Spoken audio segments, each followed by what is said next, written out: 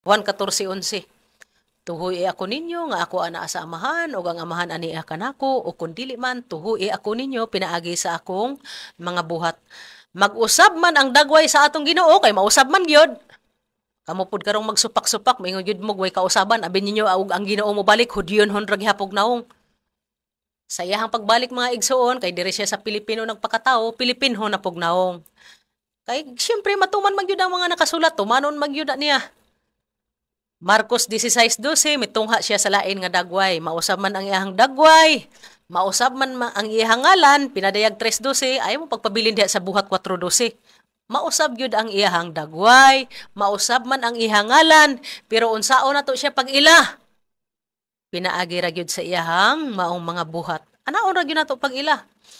Abi bitaw ninyo mga igsoon no, kining pagkinabuhi nato dinhi ibabaw sa kalibutan, mamalandong biya ta.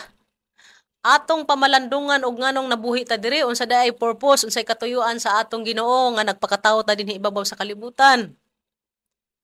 Inana ra ato siyang himayaon, daygon, pasalamatan, tahuron ang ihang mga sugo ug balaod. Dayon ato siya kanunay nga pasalamatan.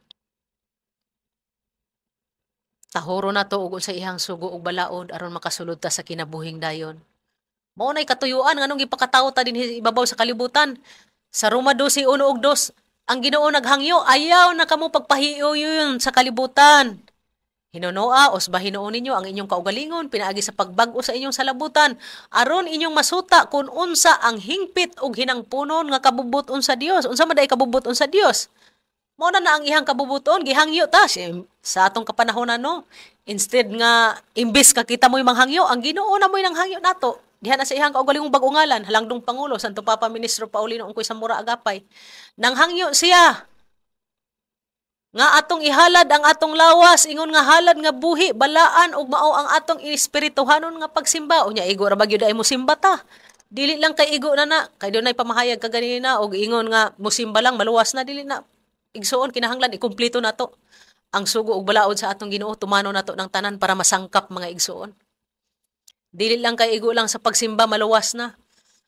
Tanan niya mga sugo ug balaod kay pag-ingon niya Juan 14:15 ko nahigugma kamo kanako kinahanglan tumano ninyo ang akong mga sugo. Pag-ingog mga buot pasabot daghan gyud na siya igsuon.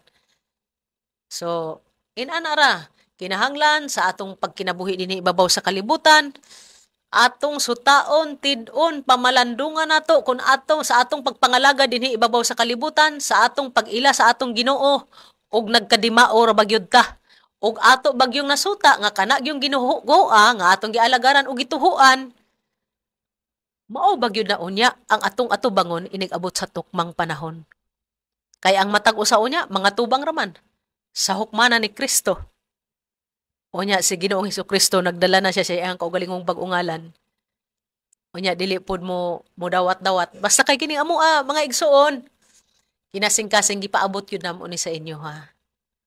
Ang amoa din di na mo igsapayan, mutuuman mong sa dili, basta gipahibalog yun mo, kano na yun gisubli-subli.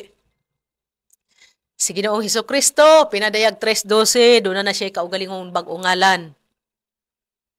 Kinsay nagngalan sa iha, anang ihang kaugalingong bag-ungalan, ang Dios Amahan, Isaiah 62, versikulo 2. Kung kanang Ginoong Hesukristo, nga inyong giila, ngay mao'y manluluwas. Kaniadto sa nasod sa Israel ang ihangalan Jesus Christ, unya wa nay kaugalingong bag-ungalan, dili na mao. Ag Jesus Christ nga inyong giila nga mo'y manluluwas. Dili na mao ag Jesus Christ nga gipanganak ni Birheng Maria. Kay ag Jesus Christ nga gipanganak ni Birheng Maria, do na nay kaugalingong bag-ungalan, siya gyud ang nagdeklara. Supakon gyud. Dali ra kuno kayo ang pag-angkon. Abi kay na ay nakasulat nga bag-ungalan unya dili ra ba pud kuno bag-ungalan bagong Jerusalem kon balik-balik ko natog basa ang pinadayag 3:12 ato we gyud po nang masabtan kay binisaya ra man kay nang pulunga nya sa atong pagbasa ana kun dili nato masabtan balik-balikan nato pagbasa para gyud atong kuhaon ang punto sugdo nato sa sinugdanan hangtod matapos ang kapitulo ug bersikulo. Og igasulat ko diha kaniya ang ngalan sa akong Dios, ang ngalan sa syudad sa akong Dios, ang bag-ong Jerusalem nga manaog gikan sa langit, gikan sa akong Dios. Ang ikatulo, ug ang akong kaugalingon nga bag-o nga ngalan. Tulo ka buong ang iyang isulat. Ang ngalan sa iyang Dios, ang ngalan sa akong Dios, ang ngalan sa syudad sa akong Dios, ang bag-ong Jerusalem nga manaog gikan sa langit, gikan sa akong Dios, og pag-ingog og di na panay kasunod. Og ang akong kaugalingon nga bag-o nga ngalan. Masabtan ra man na og atong iminuldi pagbasa. Atong mailhan ang atong Ginoo nga gialagaran kay kining kaluwasan sa matag usa ka tawo, material ug espiritual di ni yaga-yaga. Dili ni bugal-bugal mga kaigsuonan. Moy hinungdan ang kami diri subli namong gipahibalo sa inyo ha.